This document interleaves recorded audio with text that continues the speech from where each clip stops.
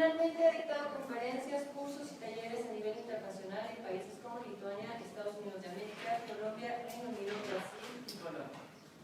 Profesionalmente ha trabajado en la Administración Pública Federal del Gobierno mexicano en puestos como director de planeación y director de capacitación en la Procuraduría General de la República, subdirector de innovación de procesos en la Secretaría de Salud Federal y responsable de proyectos en la Secretaría de Economía.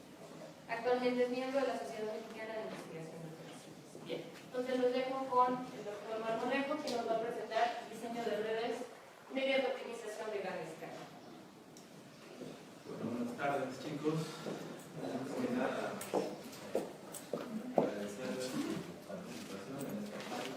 Para mí es bastante agradable, de mucha emoción estar de nuevo en la universidad. Yo soy egresado del doctorado en ingeniería, entonces realmente es de las primeras veces que me invitan a dar una charla, ahora ya como ponente, anteriormente como alumno. La doctora Viviana fue compañera mía en posgrado y seguramente algunos de sus profesores lo han sido. Entonces realmente es para mí muy grato estar con ustedes. La idea es darles una charla de divulgación sobre la aplicación de algunas técnicas de la investigación de operaciones en un contexto real de su aplicación. Entonces, la presentación es bastante larga, yo trataré de hacerla en 30 o 40 minutos. Algunas diapositivas estarán, las sacaremos, pero bueno, si ustedes tienen algún cuestionamiento durante la charla, con toda confianza lo pueden hacer. Y bueno, como ya les comentaba, actualmente estoy laborando en la Universidad de Anáhuac, con competencia. Pero bueno, ahí estamos haciendo los pininos en el área de investigación. La universidad es realmente novata en temas de investigación de este tipo. Entonces la idea precisamente es aportar la experiencia poca o mucha que se tenga en este tipo de instituciones. Bien.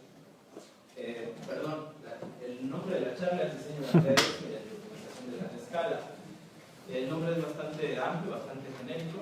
La idea es precisamente que se entienda que mediante la optimización, que ustedes seguramente ven en las materias de investigación de operaciones, se puede diseñar redes, entendiendo redes como cualquier conjunto de elementos interrelacionados en una aplicación tal vez logística o en una aplicación en otro contexto de ingeniería. Entonces, este es el tema de la charla. Contenido, bueno, enfocándonos a lo que son las redes de suministro en la industria, algunos ejemplos, infraestructura computacional para la solución de sus problemas, los métodos propiamente ya de descomposición, en específico descomposición de vendors, relación gaussiana, y sus aplicaciones, dos tipos de aplicaciones: al despacho económico, de generación eléctrica, y al diseño de cadenas de suministro. Y finalmente, algunas líneas futuras, tendencias respecto a estos temas.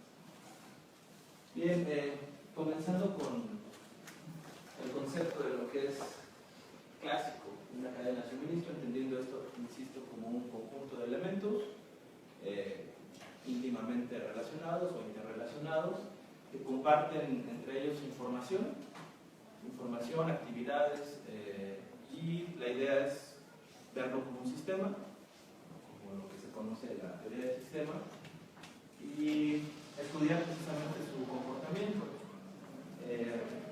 Para el contexto logístico que se da el suministro, pues si ustedes ven la diapositiva, tenemos elementos como son los proveedores, fabricantes, los centros de distribución, y por otro lado los consumidores o compradores, y en el inter de todas ellas, pues el transporte, ¿verdad? Es realmente lo que enlaza el movimiento físico, ya sea de mercancía, un producto terminado o un proceso. Entonces, este es un ejemplo clásico de una red logística, la cadena de suministro. Se busca optimizarla, es decir, diseñar esta red de la manera, entre comillas, óptima, entendiendo óptima como la mejor manera posible bajo un esquema, principalmente esquema de minimización de costos, o en tiempos contemporáneos, minimización de impacto ambiental, incremento de costos y minimización de desperdicio, que se llama cadenas de suministro de ciclo cerrado. Entonces, esos son los objetivos principales que se persiguen. Ejemplo, estas imágenes son tomadas de artículos de investigación. En específico, este es un artículo del profesor Ignacio Grossman. Probablemente alguno de ustedes lo ha leído en algunas materias. Si no me recuerdo, tiene alguna de su familia es mexicana, parte de su familia, y bueno, entonces él es de los desarrolladores, pioneros de técnicas de integración de las cadenas de suministro en contextos petroleros. Entonces, este es un trabajo de él donde se integra precisamente parte de lo que es la cadena de suministro del petróleo, entendiendo como la extracción, las terminales, refinerías y centros de distribución, donde después se va hacia los proveedores, distribuidores de gasolina. En el otro caso tenemos la cadena de suministro del etanol, o sea, de biocombustibles, también muy de moda actualmente. Y los elementos pues serán distintos, desde los lugares donde se cosecha el combustible, la materia prima para generar este etanol.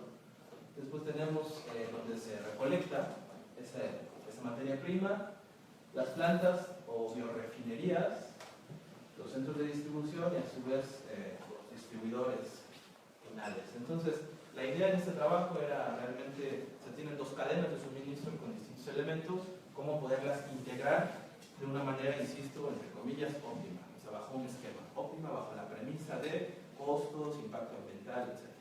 ¿Sí? Entonces, lo que se hizo, pues, en un esquema, pues realmente es nada, no es algo que asombre, simplemente integrar los elementos.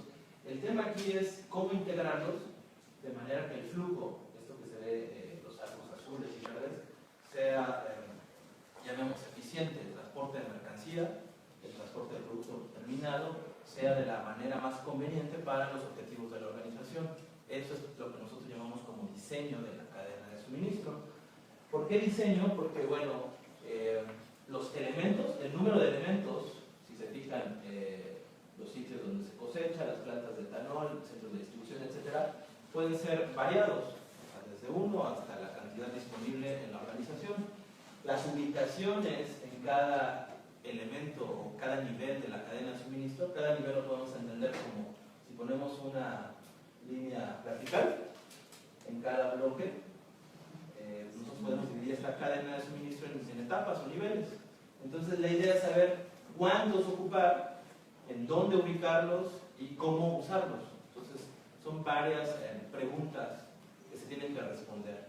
Cuando se tenga la respuesta, lo que se tendrá es una cadena de suministro ya propiamente diseñada, es decir, con los elementos ya definidos. Al inicio se tiene un universo de posibles ubicaciones y un universo de elementos, es decir, la cantidad varía. La intención es saber cuántos ocupar, cómo ocuparlos. En este ejemplo, siguiendo con este ejemplo, tenemos las ubicaciones posibles en la cadena de suministro. Entonces ahí viene distribuido según los elementos, ¿verdad? Los sitios en verde son donde se cosecha este tipo de combustible.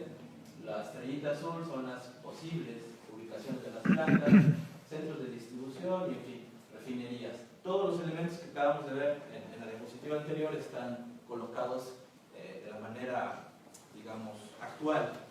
Si se dan cuenta, hay un montón de elementos y la intención es precisamente definir la red que pudiera satisfacer los objetivos de la organización. Teniendo esto como ubicaciones potenciales, nosotros podríamos diseñar esta red a partir de modelos matemáticos. Es Alabama, ¿verdad? El estado. Desconozco realmente cuál sea el estado. Es el sur de Estados Unidos. Seguramente sí, Sí. me imagino. Sí. El tema, sí. El tema es proponer una metodología para el diseño de esa red. No es la única, existen muchas, hay metodologías cualitativas, es decir, donde se consideran factores cualitativos, no cuantitativos. Esta es una manera, digamos, sólida, con una metodología fundamentada en métodos propiamente cuantitativos. Después de modelar este problema, nosotros tendríamos ya diseñada la red. Ustedes se dan cuenta, hay mucho menos puntos una vez que está la red diseñada. En efecto, es lo que se tiene que lograr. Este es un ejemplo, es actual, es de 2014 me parece. Entonces, la metodología sigue siendo vigente. Si bien esto es a partir de 1970, entonces entendamos que son 30, 47 años de haber surgido este tipo de metodologías, siguen estando vigentes para el contexto actual. Esta es parte del modelo, no es todo el modelo, parte del modelo de este problema. De hecho, no está claro, por ejemplo, en esta parte es la función objetivo. La mayoría creo que ya han llevado investigación de operaciones en algún curso o alguna noción de esto, entonces recordarán que es parte del modelo matemático, objetivo, restricciones y sus condiciones de las variables. Bueno, esto sería su función objetivo.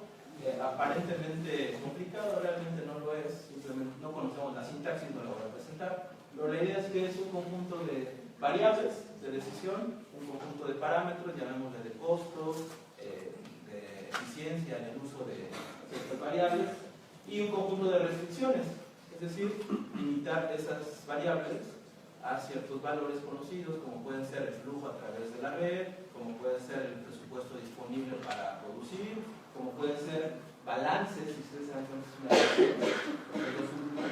son balances entre tal vez lo que fluye en un nodo, lo que entra en un nodo y lo que sale. Entonces, esto es un poco de la parte de ese modelo.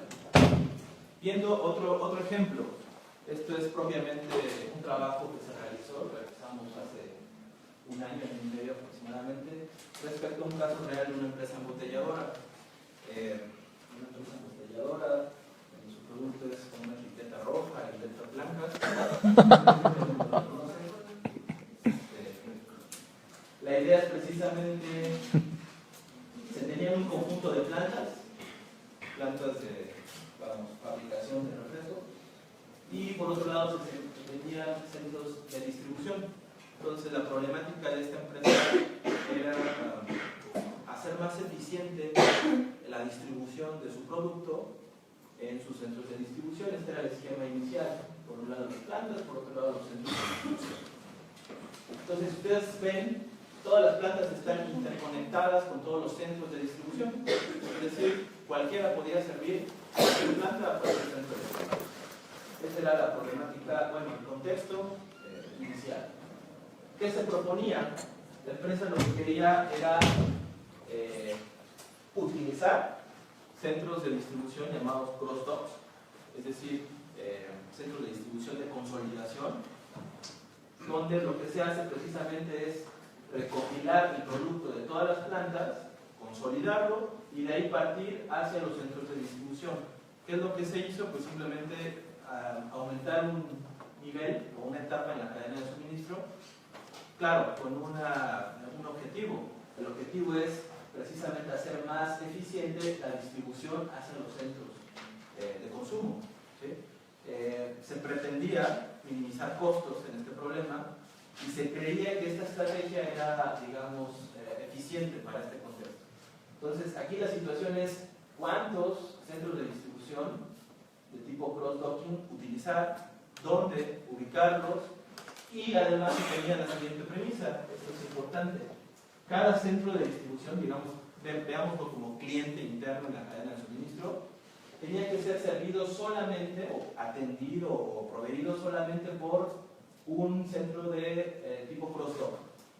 Es decir, esa era una premisa. ¿A alguien se le ocurre por qué esta situación? Sería conveniente que un centro de distribución solamente sea atendido por un centro de distribución cross-dock. ¿A quién se le puede ocurrir una idea? ¿Por qué es mejor, o bueno, por qué la empresa quisiera tener solamente, servir este centro de distribución solamente de una entidad y no de todas o no de varias? ¿Alguien se le ocurre una idea? Que tengan unos camiones, ¿no? Menos espacio en el almacén, menos personal. Menos transporte, ¿verdad? Por allá atrás. ¿No? Bueno, generalmente lo que nos viene a la mente es eso, realmente. Si tú puedes determinar quién te va a proveer, seguramente, si es una sola persona o un solo ente, podrías de alguna manera disminuir el impacto en costos. La coordinación de dos o más entes para distribuir al mismo cliente es generalmente más difícil. Entonces lo que buscaban es definir qué centro de distribución tipo cross-dock suministrar a qué cliente, centro de distribución final. Entonces esas eran las premisas de esta empresa. Lo que se buscó entonces era diseñar precisamente esta cadena. Si ustedes se dan cuenta, cada centro de distribución J es solamente servido o proveído por un centro de distribución tipo cross-docking. Visto de otra manera, el almacén cross-docking puede servir a varios centros de distribución. Eso sí se puede hacer.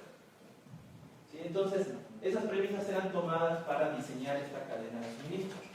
¿Cómo lo hacíamos? Bueno, pues en un contexto como el que está ahí, tal vez es sencillo. El tipo de combinaciones posibles pudiéramos calcularlas.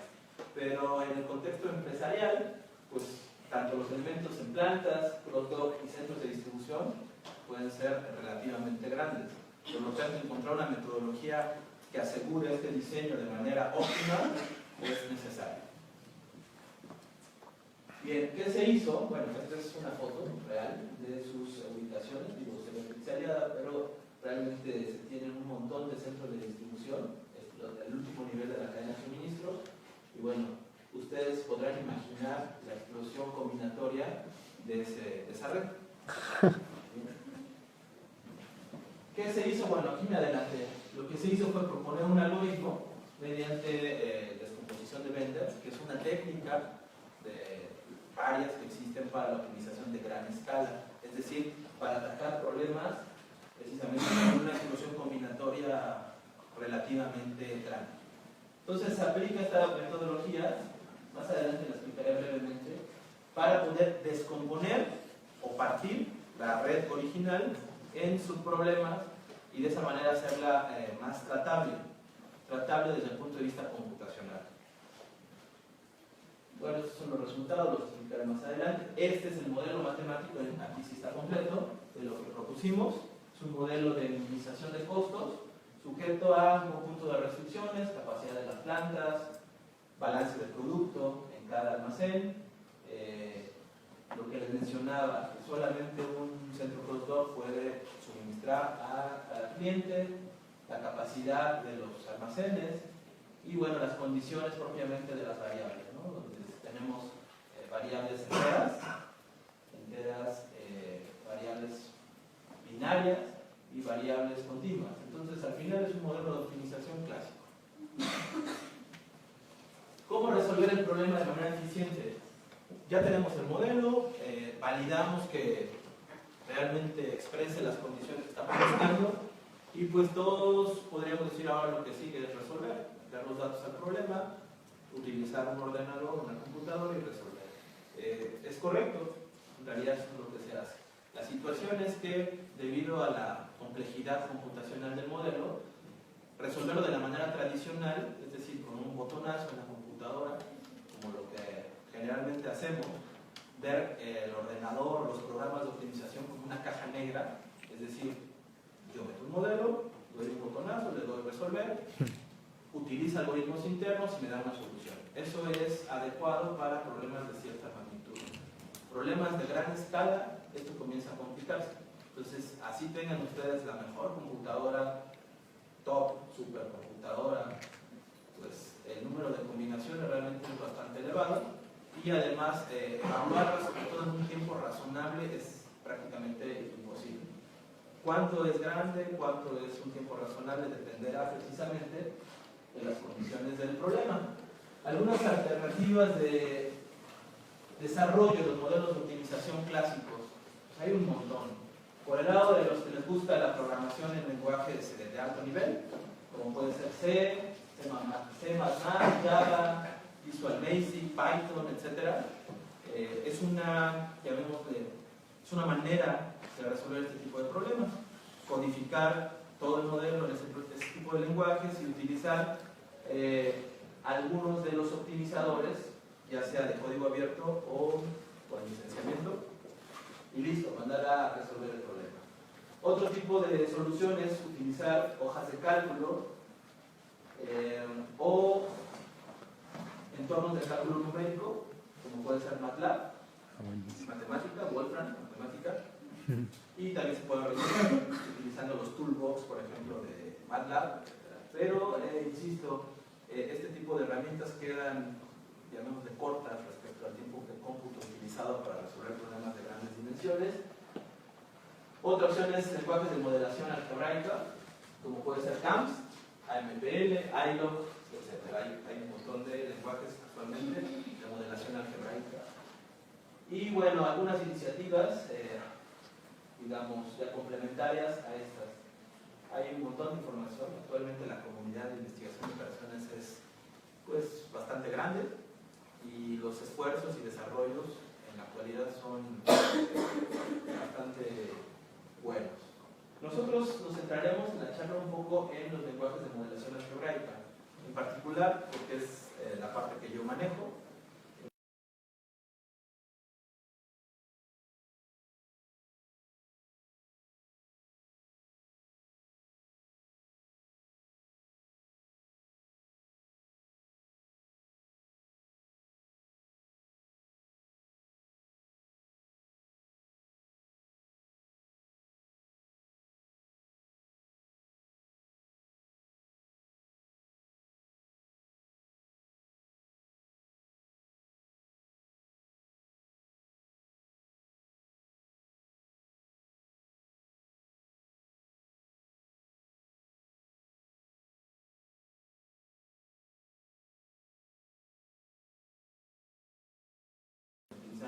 Por lo menos intuitivamente una hoja de cálculo, y la presentación de resultados en gráficos, eso todavía lo hace más atractivo, son sus ventajas.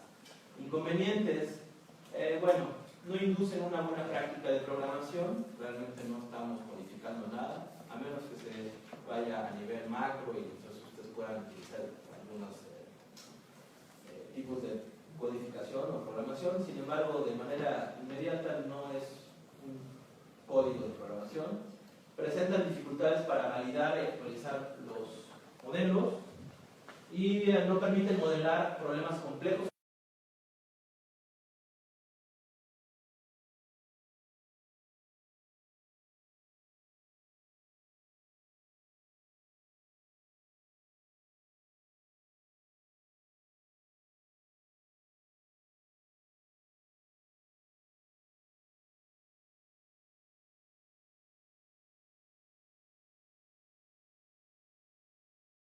Es decir, lo que quiere decir esta viñeta, cuando se requiere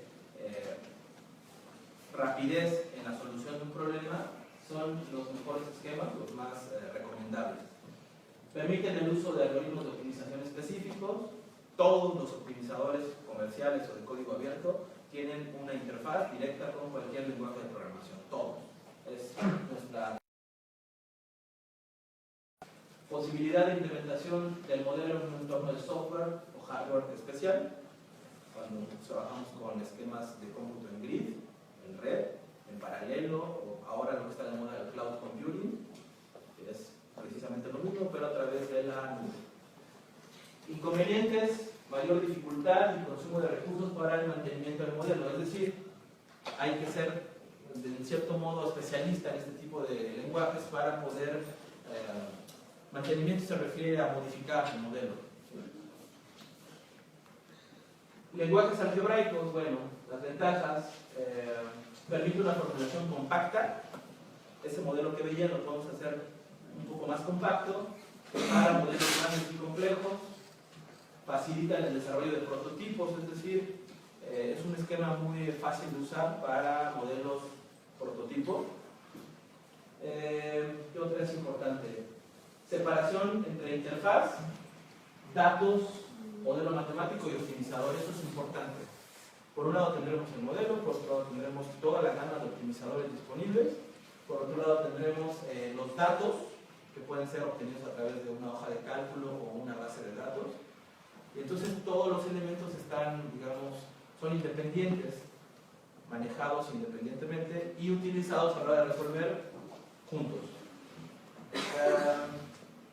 Desventajas que pudieran verse no son adecuados para usos esporádicos con problemas de pequeño tamaño, dado que, como en los lenguajes de programación necesitan cierta habilidad y conocimiento, pues cuando tú resuelves un modelo pequeño, realmente hay otras estrategias más eficientes. No son adecuados para resolución directa de problemas de tamaño gigantesco, de 1 millón por 1 millón, se refiere a variables y restricciones. Entonces, eso es un aproximado de lo que podemos llamar modelo de gran escala. No son recomendados, pero en su resolución directa. ¿Qué tan grande es un problema de gran escala? Depende principalmente de dos cosas. Bueno, para el caso de GAMS, los requerimientos de memoria para crear el modelo, estoy hablando solamente de GAMS, es aproximadamente de 1 gigabyte por 1 millón de filas, es decir, de restricciones. ¿Ok? Aproximadamente. Entonces vean que requiere bastante memoria para poder utilizar este tipo de lenguajes con un modelo de gran escala. Y bueno, también los requerimientos de memoria para resolver, porque esto solamente es para crear el modelo. O sea, imagínense todos los datos, los tiene que recopilar y entonces crear el modelo. Ese es el requerimiento de memoria para crear el modelo. La otra parte es para resolverlo, también es bastante complejo. Pero este requerimiento dependerá principalmente de algo que conocemos como brecha de dualidad o de integralidad en los modelos de tipo entero mixto. ¿Alguien sabe o tiene conocimiento de lo que es la brecha de dualidad en problemas enteros? En pocas palabras, es la diferencia entre un problema lineal, o sea, un problema relajado. Tenemos un problema entero donde nuestras variables son enteras o binarias, 0 o 1, o los números naturales positivos, y por otro lado el problema relajado, es decir, las variables continuas. La complejidad computacional en ambos casos es diferente. Las soluciones respecto a la función objetivo son diferentes y por lo tanto la diferencia entre ambos valores de la función objetivo nos denota la brecha de dualidad para problemas enteros. Esa es importantísimo a la hora de resolver problemas enteros como los de diseño de la cadena de suministro. Importante para los problemas enteros como este que estamos viendo, la formulación. Hay que saber formular un modelo de la manera más eficiente. Existen varias maneras de formular estos modelos. Vieron el modelo matemático que presentamos en las primeras diapositivas, es una propuesta de colegas y un servidor para este tipo de problemas. No es la única, existen muchas formulaciones y lo que intentamos es dar una buena formulación, es decir, donde hay una brecha de dualidad relativamente, bueno, llamémosla aceptable. Esto ayudará a que la complejidad de la solución sea tratable. Bien. Respecto a GAMS, seguimos con el tema de GAMS. Existe un montón de opciones para resolver este tipo de problemas. Valdría la pena mencionar, por un lado se tiene el modelo matemático, por otro lado se tiene el lenguaje de modelación, que es donde se incluye este modelo, y otra parte serían los optimizadores o solvers disponibles para resolver ese modelo. Los optimizadores están en función del tipo de programación matemática que se utilice.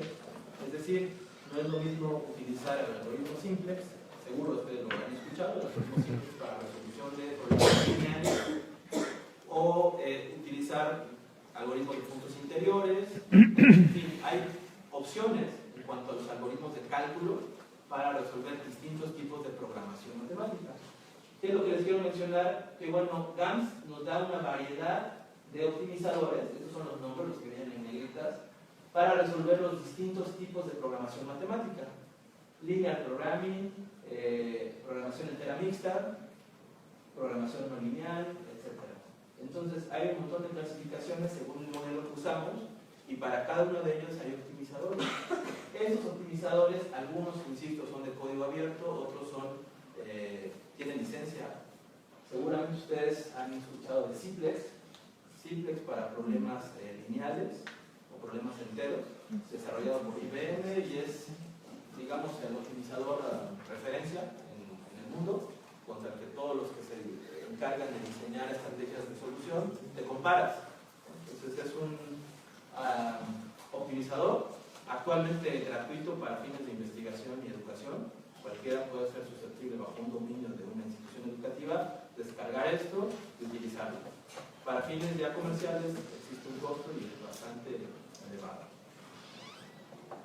Esas posibilidades las tenemos en CAPS. Importante, el uso avanzado de esta estrategia se enfoca a minimizar los tiempos de ejecución y de la memoria.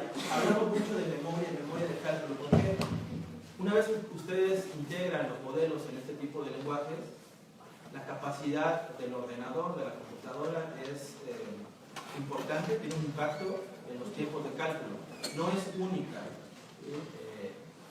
no es imperativo que a mayor capacidad sea mucho más fácil resolver un problema. Si bien hay un impacto, no es realmente el principal detonante de esa eficiencia en el cálculo. Este tipo de lenguaje nos permite utilizar problemas de gran tamaño cuando son mayores a 100.000 variables y 100.000 restricciones mediante métodos iterativos, que son los que estamos presentando en esta charla, métodos de descomposición. Bien, ¿qué tipo o método de solución utilizar? Bueno, esta es una sugerencia de los autores, en este caso es la Universidad de Comillas, España, son gente que se ha dedicado a utilizar este tipo de lenguajes de modelación para problemas de generación eléctrica. Y entonces tenemos como referencia estos datos que nos dan. Ellos dicen, el método Simplex está, digamos, adecuado hasta 10.000 por 10.000, variables por restricciones. Nos permite hacer un análisis de sensibilidad, incluso para programación entera, mixta, que todavía no está completamente desarrollado el análisis de sensibilidad para ese tipo de problemas. Sin embargo, ya hay esfuerzos. El análisis de sensibilidad propiamente para programación lineal está bien definido, para programación entera hay esfuerzos aislados. Métodos de punto interior para problemas desde 10.000 hasta 100.000, 100.000 por 100.000, y los métodos de descomposición es más de 100.000 por 100.000. Entonces es un parámetro que ellos han encontrado que resulta eficiente. Esto es lo que les mencionaba, tenemos un montón de optimizadores, todos en la frontera del estado del arte, es decir, cada institución, cada empresa dedicada a proponer nuevos algoritmos, generalmente diseña un optimizador, y la ventaja de este lenguaje es que te permite probarlos todos gratuitamente la versión demo para problemas pequeños. Récords actuales. Aquí lo que sería importante es verificar que esta información, imagínense, es para un procesador Pentium 3, ya no existe, creo, ¿verdad? La idea es ver la referencia, más o menos entender la referencia para problemas de 50.000 por 65.000 variables en un promedio de 2 segundos, o sea, con métodos de descomposición. Casi despreciable, 2 segundos. En un ordenador de estas características. En este tiempo. Bien. Entonces, todo ese fue el contexto de cómo tener un modelo, por un lado, que resuelve, y por otro lado, las estrategias de solución a través de infraestructura computacional. Esto fue como un antecedente para ponerlos en contexto. La última diapositiva mencionaba pues, precisamente los récords, las características, los registros de la implementación de esquemas de descomposición en este tipo de problemas. Aquí vamos a ver brevemente una descripción de este tipo de estrategias, las estrategias de descomposición. Resuelven problemas de gran tamaño con estructura especial. ¿A qué se refiere esto? A que el conjunto de restricciones que ustedes vieron tiene de alguna manera, o podemos encontrar una estructura especial, tanto de las variables como de las restricciones. Si nosotros podemos encontrar esa estructura, nosotros podríamos descomponer o partir el problema global en sus problemas. Dos tipos de estrategias.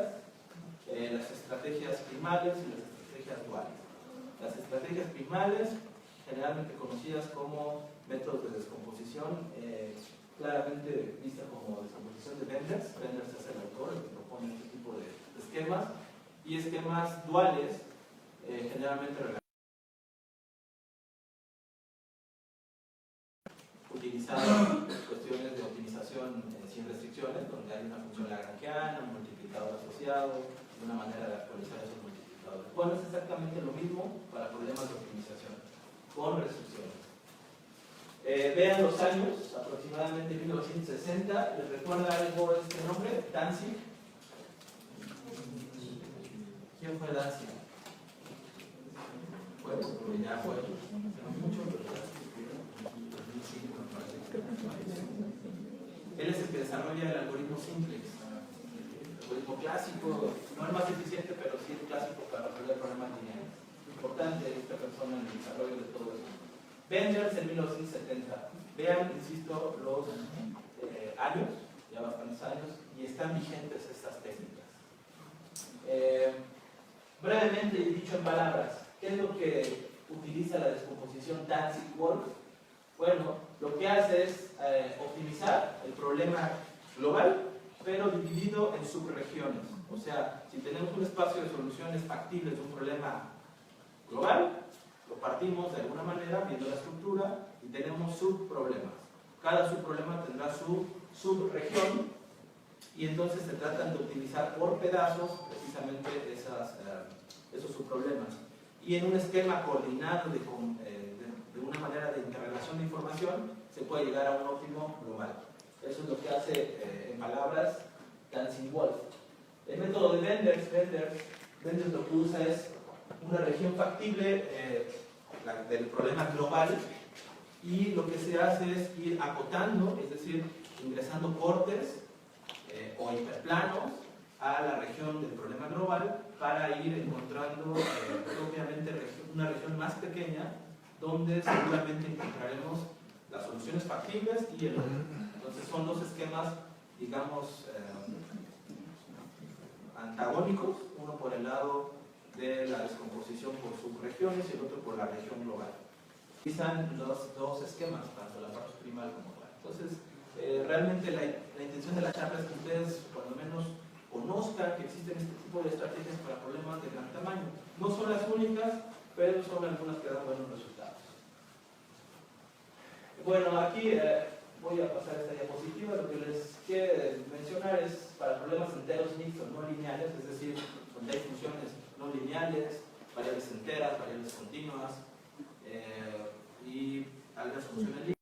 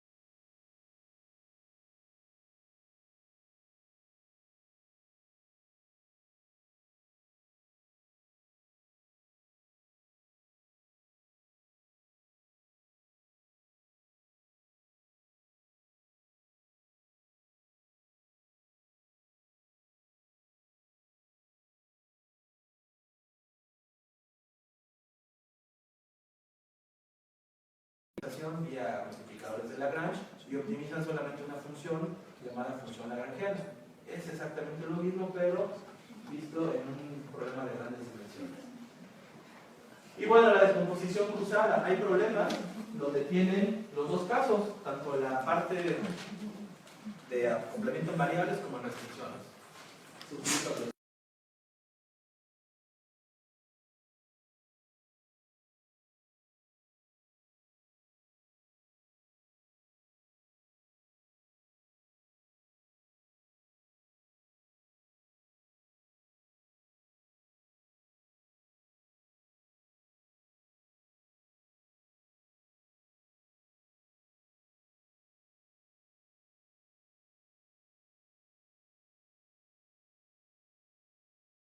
lo vamos a resolver, lo vamos a partir, vean, este es el original, lo vamos a partir en uno que es un problema lineal, donde solamente estará la parte lineal, y nosotros podremos compartir esta información entre la parte lineal con un dual asociado, otro subproblema. Compartimos información, es decir, la solución de este problema nos da información para ir a otro y resolverlo a manera de parámetros. Vean la diferencia, aquí hay variables de tipo Y, aquí hay variables de tipo U, cada una tiene un significado. Lo importante en esta charla, insisto, es que se entienda cómo se puede compartir esa información, no que se entienda el modelo propiamente. Y bueno, después de realizar ciertos procedimientos, nosotros podríamos optimizar el problema general, entero mixto, considerando la partición en subproblemas. Esto es para el caso de Benders. Entonces vean, el problema original tiene contenido, esta parte roja, el problema, subproblema de Benders. Entonces, lo que se intenta es estar compartiendo información en cada iteración del algoritmo. Bueno, después de un número finito de iteraciones, es decir, cuando se logra un criterio de convergencia, nosotros podríamos terminar el algoritmo. Todos estos que ven aquí, estas desigualdades, son cortes a la región factible original que te mencionaba en el esquema de Benders. Va uno acotando la región factible hasta encontrar el paro del algoritmo. Bien, estas son particularidades ahora de relajación lagrangiana. Voy a pasar esta parte. Lo que quiero es que ustedes vean las aplicaciones en problemas logísticos. Creo que aquí es la parte rica de la charla. ¿Qué se ha hecho en este tipo de problemas? En el caso particular, lo que hemos resuelto son problemas de despacho económico, es decir, todo el mundo puede visualizar que tenemos energía eléctrica. Tal vez pocos se han puesto a pensar cómo hasta hace unos años el Estado se encargaba solamente de producir esta energía. Se tenían fuentes de tipo térmico, termoeléctricas, hidroeléctricas y alguna que otra eoloeléctrica y nucleoeléctrica, que son fuentes de generación. Esas fuentes de generación pues eran finitas, pero eran vastas, o sea, había muchas. Todas conectadas a través de las líneas de transmisión y todas enfocadas a generar un despacho, es decir, satisfacer la demanda de nosotros como clientes finales. Si ustedes visualizan este problema, al final es un problema de una red de suministro. Por un lado, generadores, líneas de transmisión y por otro lado, clientes, así a grosso modo hablando. Eso era un esquema centralizado hasta que se liberó el mercado, que no tiene muchos años, y actualmente vivimos un entorno de mercado. Este tipo de problemas lo resolvimos, una manera de resolverlo fue a través precisamente de aplicar este tipo de técnicas. Había un área, todavía existe en la Comisión Federal de Electricidad, llamada CENACE, Centro Nacional de Control de Energía, donde se veía precisamente todo el esquema de cómo generar o cómo hacer el despacho económico, es decir, a mínimo costo, de satisfacer la demanda de los consumidores finales. Entonces, imagínense, todo esto es un centro de control. Y entonces teníamos que verificar, bueno, esto no éramos nosotros, esta es la gente que lo hace en Comisión Federal, pero bajo un método, ¿sí? Entonces, atacaban este tipo de problemas.